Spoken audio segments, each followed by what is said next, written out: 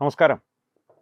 പ്രധാനമന്ത്രി ശ്രീ നരേന്ദ്രമോദി രാജ്യത്തെ എപ്പോഴൊക്കെ അഭിസംബോധന ചെയ്യുന്നോ, പ്രത്യേകിച്ച് രാത്രി 8 മണിക്ക് ശേഷമാണെങ്കിൽ, രാജ്യവിരുദ്ധ ശക്തികൾക്ക് അങ്കലാപ്പും പ്രതിപക്ഷ കക്ഷികൾക്ക് ചങ്കിടിപ്പും വർദ്ധിക്കുന്നൊരു സാഹചര്യമാണത്. അപ്പോൾ ഇന്നലെയും നമ്മുടെ ഡീലിമിറ്റേഷൻ ബില്ലും വനിതാ സംവരണ ബില്ലും ലോക്സഭയിൽ 3/2 ഭൂരിപക്ഷം നേടുന്നതിൽ പരാജയപ്പെട്ടതിന് ശേഷം അദ്ദേഹം രാജ്യത്തെ അഭിസംബോധന ചെയ്തിരുന്നു. അദ്ദേഹത്തിൻ്റെ അഭിസംബോധന പ്രേക്ഷകരെല്ലാം ഇതിനോടകം കണ്ടു കാണും. അതിൻ്റെ പ്രധാനപ്പെട്ട ഭാഗങ്ങൾ തത്വമയി ന്യൂസ് പല ഭാഗങ്ങളായി പ്രേക്ഷകരുടെ മുമ്പിൽ ഇതിനോടകം അവതരിപ്പിച്ചിട്ടുമുണ്ട്.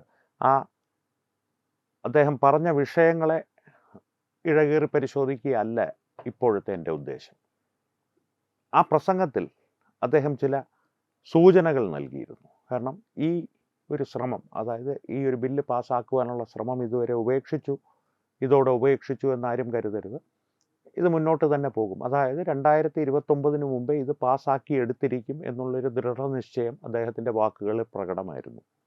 എന്തുകൊണ്ടാണ് അദ്ദേഹം അത് പറഞ്ഞത്? കാരണം 2029 ആകുമ്പോഴേക്കും എന്ത് സാഹചര്യമാണ് മാറുവാൻ പോകുന്നത്? അത് സംബന്ധിച്ചുള്ള ഒരു സൂചന ഇന്നലത്തെ വീഡിയോയിൽ ഞാൻ പറഞ്ഞിരുന്നു. കാരണം 2023 2 ഭൂരിപക്ഷത്തിൽ പാസ്സാക്കിയ ഒരു ബിൽ ഇപ്പോഴും നിലവിലുണ്ട് നിയമമായിട്ട് തന്നെ. അതിൽ ചില മാറ്റങ്ങൾ വരുത്തുന്നതിന് വേണ്ടിയിട്ടാണ് ഈ കഴിഞ്ഞ ദിവസം ലോക്സഭയിൽ BJP ഗവൺമെൻറ് ശ്രമിച്ചത്. BJP സർക്കാരിൻ്റെ ആ ശ്രമം പരാജയപ്പെടുത്തി എന്നൊക്കെ ഉദ്ഘോഷിച്ച് പുറത്തെത്തിയവർക്ക് കുറച്ച് കഴിഞ്ഞപ്പോഴാണ് അപകടം മനസ്സിലായത്. ആ അപകടത്തെ സംബന്ധിച്ച് വിശദമായി തന്നെ ഇന്നലെ ഞാൻ പറഞ്ഞിരുന്നു. തമിഴ്നാട്, കേരളം ഉൾപ്പെടെയുള്ള സംസ്ഥാനങ്ങൾക്ക് ലോക്സഭാ നിയോജക മണ്ഡലങ്ങളുടെ എണ്ണത്തിൽ കുറവ് വരും ജനസംഖ്യാ അടിസ്ഥാനത്തിൽ. ആ സെൻസസ് ഇനി നരേന്ദ്രമോദി സർക്കാരിന് മുൻപിലുള്ള ഏക കടമ്പ 2029 മുൻപ് ഈ അടുത്ത സെൻസസ് പൂർത്തിയാക്കുക എന്നുള്ളതാണ്. അത് കുറച്ച് വേഗത്തിലാക്കുക എന്നുള്ളതാണ്. അത് ചെയ്യുവാൻ കാര്യക്ഷമതയുള്ള ഒരു സർക്കാരാണ് നരേന്ദ്രമോദി സർക്കാർ. അതുകൊണ്ട് തന്നെ 2023 ലോക്സഭയിൽ പാസ്സായി നിയമമായ ബില്ല് ഇന്നലെ തന്നെ ഈ പുതിയ ബില്ലിൻ്റെ മേൽ ചർച്ച നടക്കുമ്പോൾ തന്നെ കേന്ദ്ര സർക്കാർ വിജ്ഞാപനം ഇറക്കിയിരുന്നു അത് നിയമമായി എന്നുള്ളത്. ഇപ്പോൾ ഇന്ന് നരേന്ദ്രമോദിയുടെ ഇന്നലത്തെ രാജ്യത്തെ അഭിസംബോധന ചെയ്തുള്ള പ്രസംഗത്തിന് ശേഷം പ്രതിപക്ഷ കക്ഷികൾ ആ നിയമം നടപ്പാക്കണമെന്ന് കത്തെഴുതാൻ പോകുന്നുണ്ട്. നിയമം ഇപ്പോൾ തന്നെ നടപ്പായി. കാരണം കേന്ദ്ര സർക്കാർ വിജ്ഞാപനം ഇറക്കി കഴിഞ്ഞു 2 ദിവസം മുമ്പ് തന്നെ. അപ്പോൾ ഇതിൻ്റെ പശ്ചാത്തലത്തിൽ ഇന്ത്യ മുന്നണിയിൽ ഇനി കുഴപ്പങ്ങൾ ഉണ്ടാകാൻ പോവുകയാണ്. കാരണം തമിഴ്നാട്ടിൽ നിയോജക മണ്ഡലങ്ങളുടെ എണ്ണം കുറയും എന്നറിയുമ്പോൾ സ്റ്റാലിൻ പ്രശ്നമുണ്ടാക്കും. AIADMK എന്തായാലും NDAയുടെ ഒപ്പം തന്നെയാണ്. വെസ്റ്റ് ബംഗാൾ പോലുള്ള പ്രദേശങ്ങളിൽ ഇത് എത്രത്തോളം ബാധിക്കുമെന്നുള്ളത് ഇതുവരെ ഒരു വ്യക്തമായിട്ടുള്ള ഒരു ചിത്രം തെളിഞ്ഞു വന്നിട്ടില്ല. എന്നിരുന്നാലും സെൻസസ് കഴിയുമ്പോഴേക്കും അവിടെ ജനസംഖ്യയുടെ അനുപാതത്തിലുള്ള കുറവോ അല്ലെങ്കിൽ കൂടുതലോ അനുസരിച്ചുള്ള ഒരു മാറ്റം അവിടെയും ഉണ്ടാകും.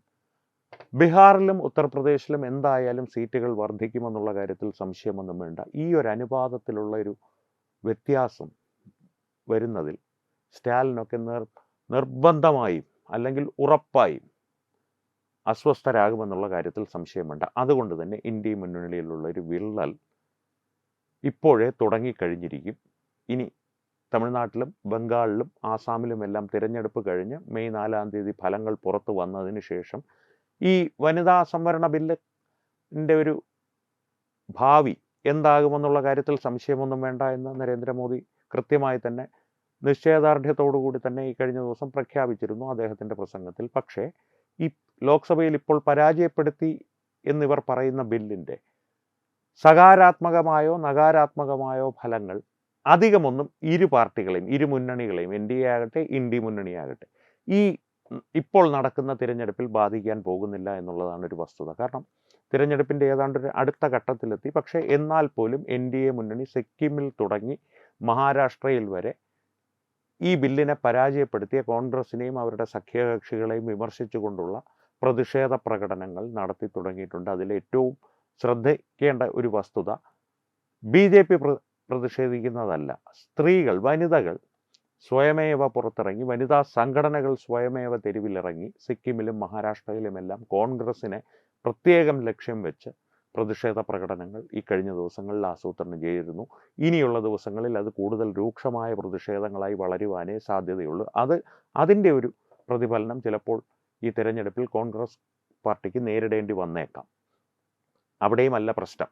ഞാൻ നേരത്തെ പറഞ്ഞതുപോലെ ഇന്ത്യ മുന്നണിയിൽ വലിയ ആശയക്കുഴപ്പങ്ങൾ ഉണ്ടാകാൻ പോകുന്നതേ ഉള്ളൂ. കാരണം ഈ ലോക്സഭാ നിയോജക മണ്ഡലങ്ങളുടെ എണ്ണം കുറയുന്നൊരു പ്രശ്നം, പിന്നെ ഈ വനിതാ സംവരണത്തിൽ വനിതകൾക്ക് കൂടുതൽ സീറ്റ് കൊടുക്കേണ്ടി വരിക എന്ന് പറഞ്ഞു കഴിഞ്ഞാൽ പ്രതിപക്ഷ കക്ഷികളിലെ പ്രധാനപ്പെട്ട രാഷ്ട്രീയ കക്ഷികളെ നമുക്കൊന്ന് പെട്ടെന്നൊന്ന് വിശകലനം ചെയ്ത് നോക്കാം, അവരുടെ ഇത് സംബന്ധിച്ചുള്ള മനോഭാവം. കോൺഗ്രസിനെ സംബന്ധിച്ച് വ്യാജഗാന്ധി കുടുംബത്തിന് പുറത്തു നിന്നുള്ള ഒരു സ്ത്രീക്കും പ്രത്യേകിച്ച് ഒരു സ്ഥാനവും കൊടുക്കുന്നതിൽ അവർക്ക് യാതൊരു താല്പര്യവുമുള്ള ഒരു രാഷ്ട്രീയ കക്ഷിയല്ല. അതുകൊണ്ട് തന്നെ ഇനി കൊടുക്കേണ്ടി വരുന്ന ലോക്സഭാ പിമാരുടെ സീറ്റുകളുടെ എണ്ണത്തിൽ വനിതകൾക്ക് പ്രാതിനിധ്യം വർദ്ധിച്ചാൽ അവരെ സംബന്ധിച്ച് വ്യാജഗാന്ധി കുടുംബത്തിലുള്ള രാജകുമാരിയായ പ്രിയങ്ക ഗാന്ധിക്ക് ഉൾപ്പെടെയുള്ളവർക്ക് എതിരാളികളായി കൂടുതൽ ആളുകൾ ജനപക്ഷത്തേക്ക് അല്ലെങ്കിൽ ജനങ്ങളുടെ ശ്രദ്ധയിലേക്ക് ഉയർന്നു വരുവാനുള്ള സാധ്യതകളാണത്. അതുകൊണ്ട് തന്നെ അവർക്കത് പ്രശ്നമാണ്. അതാണ് പ്രധാന കാരണം ഇവർ ഈ വനിതാ സംവരണത്തെ എതിർക്കുവാനുള്ളത്. പ്രത്യക്ഷത്തിൽ അവർ ഞങ്ങൾ ഡീലിമിറ്റേഷനെയാണ് എതിർക്കുന്നത്. ഡീലിമിറ്റേഷനെ ഇവർ എതിർത്താലും ഇല്ലെങ്കിലും ഡീലിമിറ്റേഷൻ നടപ്പാകുമെന്നുള്ള കാര്യത്തിൽ സംശയമൊന്നുമില്ല. അത് അവർക്കും നല്ലതുപോലെ അറിയാം. ഇനി ഈ വനിതാ സംവരണത്തെ അവർ എതിർത്തുകൊണ്ടിരുന്നാൽ ഈ ഡീലിമിറ്റേഷൻ ഇപ്പോഴത്തെ രീതിയിൽ 2023 നിയമമായ രീതിയിൽ നടപ്പാക്കപ്പെടുകയും അവരുടെ സഖ്യകക്ഷികളായിട്ടുള്ള പ്രാദേശിക കക്ഷികൾ ഭരിക്കുന്ന സംസ്ഥാനങ്ങളിൽ, ഇപ്പോൾ ഈ ഇന്നത്തെ ദിവസം ഭരിക്കുന്ന സംസ്ഥാനങ്ങളിൽ സീറ്റുകളുടെ എണ്ണത്തിൽ വമ്പൻ കുറവ് വരികയും ചെയ്യും. കോൺഗ്രസിനെ അത് നേരിട്ട് ബാധിക്കുന്ന സംസ്ഥാനങ്ങളിൽ പ്രധാനപ്പെട്ടത് കേരളമായിരിക്കും. കാരണം കേരളത്തിലെ ഇത്തരം സീറ്റുകളിൽ ഇപ്പോൾ നിലവിലുള്ള 20 ലോക്സഭാ മണ്ഡലങ്ങളിൽ കോൺഗ്രസിന് ഒരു പൊരുതി നേടാവുന്ന ഒരു സാധ്യതയെങ്കിലും ബാക്കിയുള്ള അപൂർവം സംസ്ഥാനങ്ങളിലൊന്നാണ് കേരളം. അതിൽ വരുന്ന കുറവ് കോൺഗ്രസിനെ നേരിട്ട് തന്നെ ബാധിക്കും. ബാക്കി സംസ്ഥാനങ്ങളിൽ, തമിഴ്നാട് ഉൾപ്പെടെയുള്ള സംസ്ഥാനങ്ങളിൽ വരുന്ന സീറ്റുകളുടെ എണ്ണത്തിലെ കുറവ് അവരുടെ സഖ്യകക്ഷികളെ സാരമായി ബാധിക്കും. കാരണം കേന്ദ്രത്തിൽ അവർക്കിപ്പോൾ എന്തെങ്കിലും ഒരു സ്വാധീനമുണ്ടെങ്കിൽ ആ സ്വാധീനത്തിൽ വമ്പൻ ഇടിവ് സംഭവിക്കും. ആ ഇത്തരത്തിലുള്ളൊരു സ്വാധീനക്കുറവ് കേന്ദ്രത്തിൽ ഉണ്ടാകുന്നത് സ്റ്റാലിനെ പോലൊരു രാഷ്ട്രീയ നേതാവ്, സ്റ്റാലിൻ ഒരിക്കലും ഒരു പക്വമതിയായിട്ടുള്ള രാഷ്ട്രീയ നേതാവല്ല. കരുണാനിധിയോട് എന്ത് എതിർപ്പുണ്ടെങ്കിലും വിയോജിപ്പുണ്ടെങ്കിലും കരുണാനിധി ഒരു നല്ല രാഷ്ട്രീയക്കാരനായിരുന്നു. കാരണം രാഷ്ട്രീയത്തിൽ അസാമാന്യ മെയ്വഴക്കത്തോടു കൂടി നിന്ന് പിഴയ്ക്കാനും പൊരുതി കയറുവാനും അറിയാവുന്നൊരു നേതാവായിരുന്നു. അതിൻ്റെ ഒരു നെപ്പോക്കിറ്റ് മാത്രമാണ് സ്റ്റാലിൻ. കരുണാനിധിയുടെ യാതൊരു രാഷ്ട്രീയ പരിജ്ഞാനമോ തന്ത്രമോ ബുദ്ധിക്ഷമതയോ ഇല്ലാത്തൊരു വ്യക്തിയാണ്. ഒരുപാട് ഉപദേശികളെ കാശ് കൊടുത്ത് ചുറ്റും നിർത്തിയിട്ടുണ്ടെങ്കിൽ പോലും സ്റ്റാലിൻ അറിയാം നേരായിട്ടുള്ളൊരു അദ്ദേഹത്തിൻ്റെ ഒരു സർവൈവൽ ഏതെങ്കിലും തരത്തിൽ ബാധിച്ചാൽ അദ്ദേഹത്തിന് പ്രശ്നമുണ്ടാകും. ഇന്ത്യ മുന്നണിയിൽ തന്നെ അദ്ദേഹം കുഴപ്പങ്ങളുണ്ടാക്കും. അതേ മനോഭാവം തന്നെയായിരിക്കും മമത. മെയ് 4-ാം തീയതി അധികാരത്തിൽ നിന്ന് നിഷ്കാസനം ചെയ്യപ്പെട്ടാൽ തീർച്ചയായും മമത ഇന്ത്യ മുന്നണിയിൽ കൂടുതൽ പ്രശ്നങ്ങൾ ഉണ്ടാക്കും. അധികാരത്തിൽ തുടരുവാനുള്ളൊരു സാധ്യത തെളിഞ്ഞു വന്നാൽ പോലും, അല്ലെങ്കിൽ അങ്ങനെ തുടരുകയാണെങ്കിൽ പോലും ഇത്തരത്തിലുള്ള സീറ്റുകളുടെ ഏറ്റക്കുറച്ചിലുകൾ മമതയ്ക്കും പ്രശ്നമുണ്ടാക്കും. അതുകൊണ്ട് തന്നെ ഇന്ത്യ മുന്നണിയിൽ സ്റ്റാലിനൊപ്പം മമതയും കലാപക്കൊടിയുയർത്തുവാനുള്ള സാധ്യതകൾ ഏറെയാണ്. ആ സാഹചര്യം കൃത്യമായി എങ്ങനെ മുതലെടുക്കണമെന്നുള്ളത് അമിത്ഷായെ പോലുള്ളവർക്കറിയാം. അതുതന്നെയാണ് നരേന്ദ്രമോദിയുടെ ലക്ഷ്യമെന്നുള്ള കാര്യത്തിൽ സംശയം വേണ്ട. മറ്റൊന്നും അറിയില്ലെങ്കിലും പ്രതിപക്ഷ കക്ഷികൾക്ക്, കോൺഗ്രസ്സിന് അക്കാര്യം വ്യക്തമായി അറിയാം. അതുകൊണ്ട് തന്നെയാണ് ഏകകണ്ഠമായി അദ്ദേഹം പറഞ്ഞ കാര്യങ്ങളെ ഒന്നും സ്പർശിക്കാതെ ഇങ്ങനെ രാഷ്ട്രത്തെ അഭിസംബോധന ചെയ്യുന്നത് മോശമാണ് എന്ന് ജോൺ ബ്രിട്ടാസ് മുതൽ മല്ലികാർജുൻ ഖാർഗെ വരെ ഒരേ സ്വരത്തിൽ നെഞ്ചത്തടിച്ച് നിലവിളിക്കുന്നത് സ്റ്റാലിൻ ഉൾപ്പെടെയുള്ളവർ.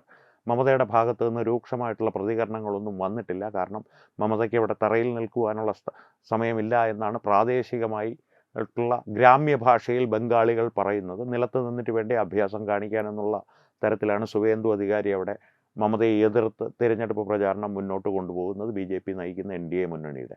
ഇത്തരത്തിലുള്ള പ്രശ്നങ്ങളെല്ലാം ചേർന്ന് വളരെ സങ്കീർണമായൊരു രാഷ്ട്രീയ താപനിലയാണ് ഇന്ത്യ മുന്നണിയുടെ മേൽ ഇപ്പോൾ ഉണ്ടായിരിക്കുന്നത്. ഇനി അങ്ങോട്ട് ആ താപനില വർദ്ധിക്കുകയുള്ളൂ. ആ രാഷ്ട്രീയ സാഹചര്യം കൂടുതൽ ഇന്ത്യ മുന്നണിയെ സംബന്ധിച്ച് സങ്കീർണമാവുകയുള്ളൂ.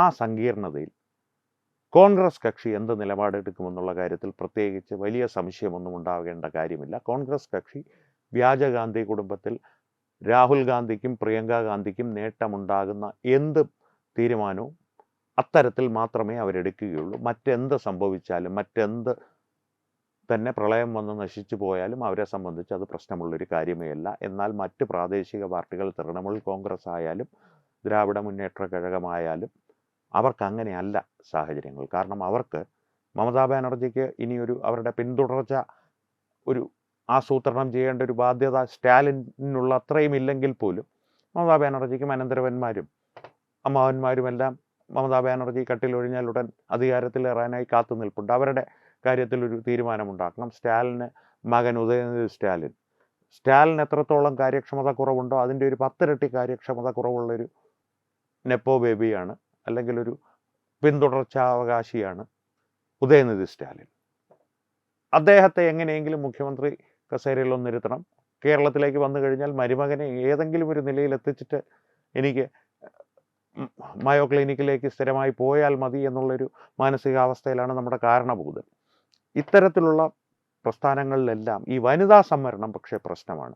മമതാ ബാനർജി വനിതാ സംവരണത്തെ അനുകൂലിക്കുമോ? കാരണം അനന്തരവനെ അടുത്ത അനന്തരാവകാശിയായി പ്രഖ്യാപിക്കാൻ ഒരുങ്ങിയിരിക്കുന്ന മമതാ ബാനർജി ഏതെങ്കിലും ഒരു പുതിയ തീപ്പൊരി പ്രതിച്ഛായയുള്ള ഒരു വനിതാ നേതാവ് ഉയർന്നു വരുന്നത് സമ്മതിച്ചു കൊടുക്കുമോ? DMK എന്നുള്ളത് പരമ്പരാഗതമായി തന്നെ എപ്പോഴും പുരോഗമനം പ്രസംഗിച്ച് നടക്കുന്ന എന്നാൽ അടിമുടി സ്ത്രീ വിരുദ്ധത നിറഞ്ഞൊരു രാഷ്ട്രീയ കക്ഷിയാണ്. കമ്മ്യൂണിസ്റ്റ് പാർട്ടിയുടെ കാര്യം കേരളത്തിലേക്ക് വരുമ്പോൾ കനലൊരുതരിയുടെ കാര്യം പിന്നെ പറയേണ്ടതുമില്ല. കാരണം ഈ പറയുന്നത് പോലെ പീഡനം എന്നുള്ളത് ചായ കുടിക്കുന്നത് പോലെ സ്വാഭാവികമായൊരു കാര്യമാണ് എന്ന് പരസ്യമായി പ്രഖ്യാപിച്ച നേതാവിൻ്റെ വാചകങ്ങളിൽ നിന്ന് ഊർജ്ജം ഉൾക്കൊണ്ട് ഓടി നടന്ന് നാട്ടിലുള്ള സകല പീഡനങ്ങളിലും പങ്കെടുത്ത് കപ്പ് വാങ്ങിക്കുന്ന ആർഷോ മുതൽ ആർഷോയുടെ വാക്കുകൊണ്ടുള്ള പീഡനം മാത്രമേ ഇതുവരെ പുറത്തു വന്നിട്ടുള്ളൂ. പി കെ ശശി മുൻ കമ്മ്യൂണിസ്റ്റുകാരനായിരുന്നു, ഇപ്പോൾ UDF-നോടാണ്.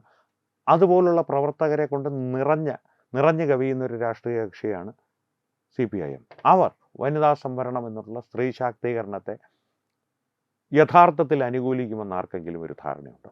ഇതൊന്നും നടക്കാൻ പോകുന്നില്ല. അവരുടെ അനുകൂലിക്കലല്ല നരേന്ദ്രമോദിയുടെ ലക്ഷ്യം. അവരിലുണ്ടാവുന്ന ഈ ഒരു ആശയക്കുഴപ്പത്തിൽ നിന്ന് ഈ ഡീലിമിറ്റേഷൻ ഇപ്പോൾ അവതരിപ്പിച്ച ഈ ഭേദഗതിയോടുകൂടി തന്നെ നടപ്പാക്കുന്നതായിരിക്കും നല്ലത് എന്നുള്ള ആശയത്തിൽ എത്തിച്ചേരുന്ന ഒരു വിഭാഗമുണ്ടാകും. 60 പേർ അത്തരത്തിലുണ്ടായാൽ എന്ത് സംഭവിക്കുമെന്നുള്ളത് നിങ്ങൾ തന്നെ ഒന്ന് ചിന്തിക്കുക. കാരണം ഞാൻ ഇന്നലത്തെ വീഡിയോയിൽ ഞാൻ പറഞ്ഞിരുന്നു, എന്തഭിപ്രായ വ്യത്യാസവും നിങ്ങൾക്ക് നരേന്ദ്രമോദിയെയും അമിത്ഷായെയും BJPയും സംബന്ധിച്ചുണ്ടാകാം. പക്ഷേ ഈ രണ്ട് നേതാക്കളുടെ രാഷ്ട്രതന്ത്രജ്ഞത അല്ലെങ്കിൽ അവരുടെ ഒരു രാഷ്ട്രീയത്തിലുള്ള പരിജ്ഞാനം, മികവ്, പ്രവർത്തന മികവ്, ഇതിൽ ഒരു സംശയവും ഉണ്ടാവേണ്ട കാര്യമില്ല ആർക്കും. സംശയമുണ്ടായാൽ അത് നിങ്ങൾക്ക് ലോകപരിചയക്കുറവ് കൊണ്ടാണ്, അല്ലെങ്കിൽ നിങ്ങൾ കണ്ണടച്ചിരുട്ടാക്കുവാൻ ശ്രമിക്കുകയാണ്.